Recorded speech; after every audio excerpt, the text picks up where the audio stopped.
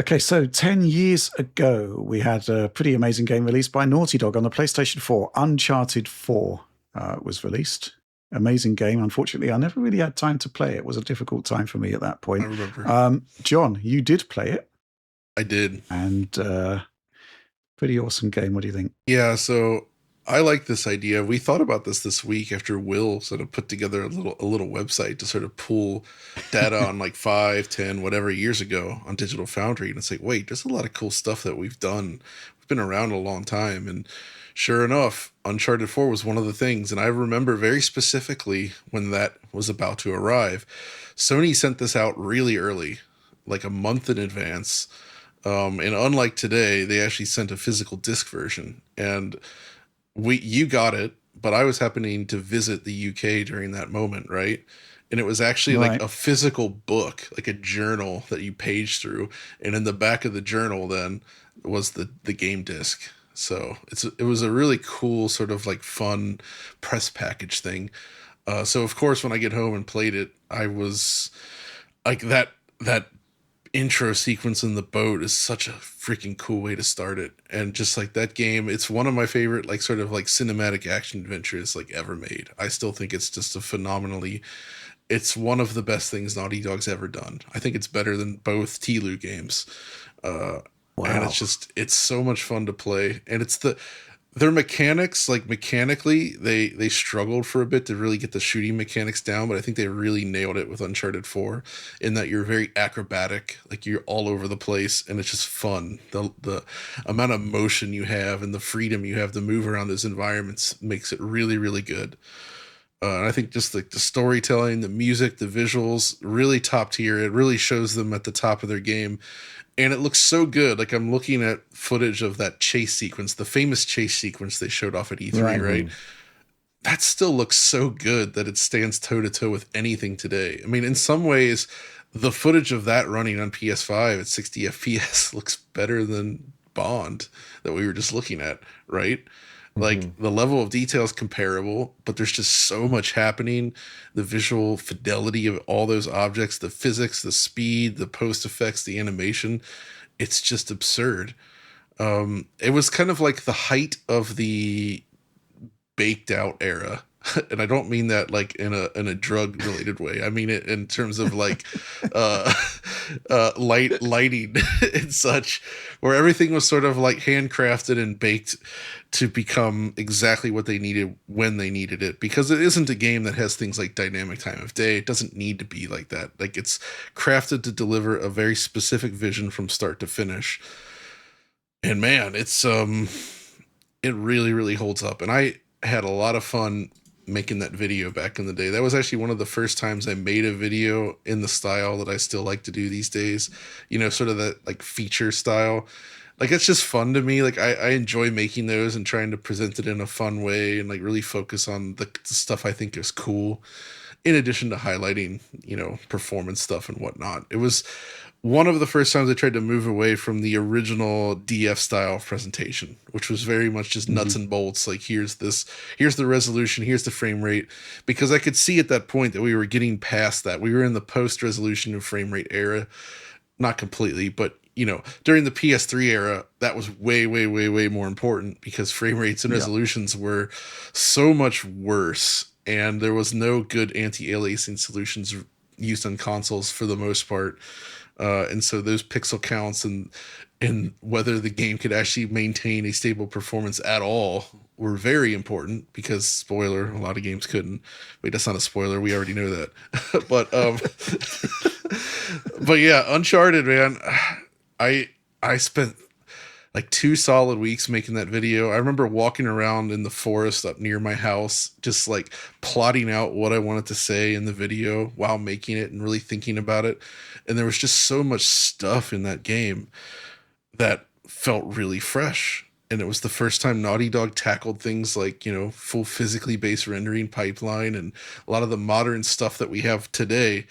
It was still in there. Plus, we got cool visual effects like parallax occlusion maps, which I remember being a fan of that and sending images of Palm to, I think I sent them to Alex, but this was like when I knew Alex before he worked for Digital Foundry, right? Like just as a Yeah. friend, I remember sending him pictures of like, dude, because I knew, he was a big Crisis head. We bonded over Crisis. So of course, when I see parallax occlusion maps, I'm instantly like, Alex, look.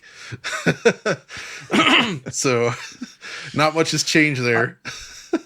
I do remember some content I did do for Uncharted 4 where you could play the game at half speed. Oh, Right. right. So yeah, basically you played the game at half speed and then you ran the footage at 200% and you basically got Uncharted 4 on video running at 60 frames per second.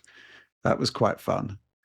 Uh, but that's probably the only content I can remember doing on that. I did play it for a little bit on PC when those PC ports came out, and it's actually run There, quite well. I found it. What if Uncharted 4 on PS4 Pro ran at 1080p 60 FPS? There's that video. Yeah, and there it is. Wow. Oliver, Go ahead. Oliver, better than Tilu. Oh, I'm sorry, Oliver. I know how much that. Tilu means to you. I really rate Tilu 2 at least. I would maybe put Uncharted 4 above Tilu 1. I'm not sure. I really like all these Naughty Dog games. It's tough for me to rank. I really like Uncharted 4 as well. I'd probably put the Tilu games above Uncharted 4, come to think of it. But I mean, I do like all of them quite a bit, I would have to say. But I definitely concur with John when it comes to like this, a certain baked era of 8th gen rendering technology that we saw, especially in like single player games, single player action games, where you had like PBR materials, great lighting, volumetrics, SSR, and TAA, and all those techniques kind of came together to produce a very consistent and good visual look, especially when you look at like materials across a range of lighting conditions and environments and everything looking consistent. And then of course in Uncharted 4 you had the incredible character rendering as well, especially in cutscenes, just absolutely fantastic. And then all the physics that John mentioned as well, like all the secondary bits of animation, and like when Nathan Drake was shooting his AK-47, how the strap would jingle and jaggle everywhere, and that was just so cool to me at the time. And then of course, I mean, the propulsive sequences, like I think that what IO Interactive is doing with Hitman looks very impressive, but just look at what Naughty Dog was doing in 2016 in that Madagascar chase sequence, and it's something else. It really is something else. And I think that Uncharted 4 perhaps represents the peak, certainly a peak, if not the peak, of like this kind of very curated, artist-heavy game development on 8th generation consoles, where we were still getting, I thought, reasonable returns for the time that was invested in these games. Because, the span between Uncharted 4 and The Last of Us was like was about a 3-year span there. And I tend to think that like we were seeing a deceleration of development time. We were seeing games take longer to develop, but the rewards that we were getting for that increased development time were longer games with more sophisticated gameplay, more interesting systems, more like wide linear levels. In the case of Uncharted 4, we were seeing much greater graphical fidelity. Like I felt like all the rewards were paying off in a big, explosive way that generation. And there's really no game that exemplifies that kind of trade-off more than Uncharted 4, where I really felt like that was putting in the work for gamers. Nowadays, we see, titles like Grand Theft Auto 6, which look incredible. Like the rewards are all the greater now, but I feel like the amount of time that's being put into these games is so great now that perhaps that trade-off is no longer worth it for a wide swath of developers, which is very unfortunate.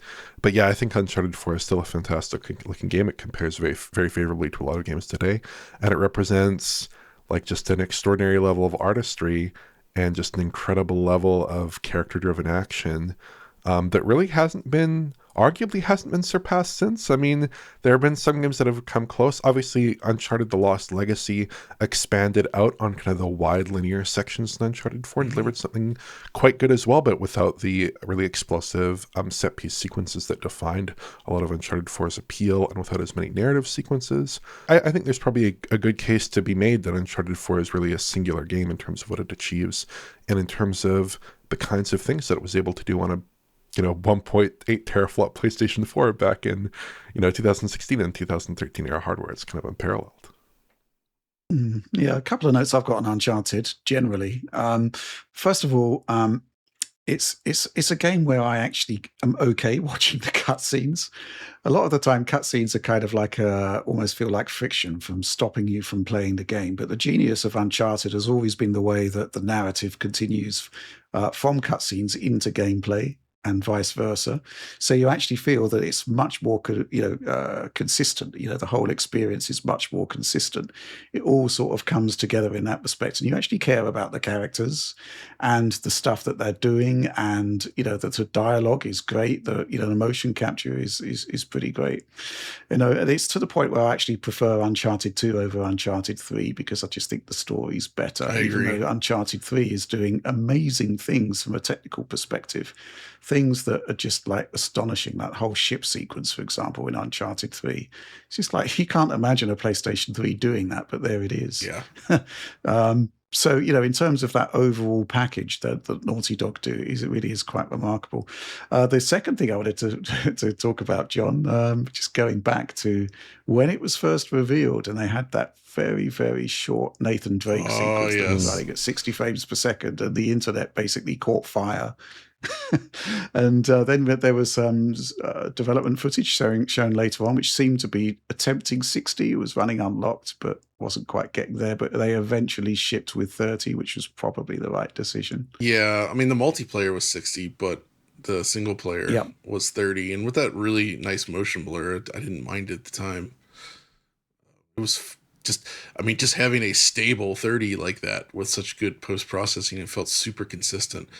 And you mentioned the cutscenes, and it's also worth noting this was the first big Naughty Dog production that, since Uncharted began, that actually had fully real-time cutscenes, right? Yeah, in both Tilu and of course the first 3 Uncharted games, all the cutscenes were just pre-rendered videos, so there was like a sort of a stark cut between them and the game. But here, because they were real-time, not only did they look amazing, but they were able to do that fun trick that I first remember from Metal Gear Solid 4, where they would sort of transition from cutscene directly into gameplay, and it always just kind of felt magical when it happened.